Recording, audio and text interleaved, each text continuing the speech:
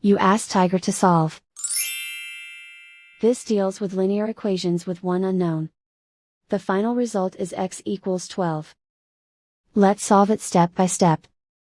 Group all constants on the right side of the equation. Add 3 to both sides.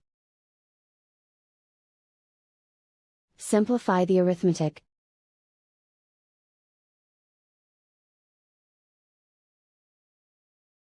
Isolate the x. Multiply both sides by inverse fraction 12/7.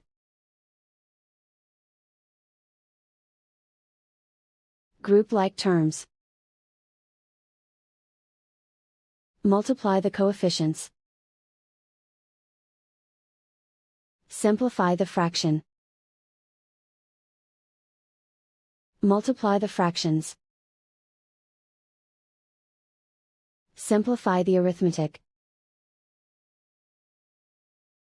And so the final result is x equals 12.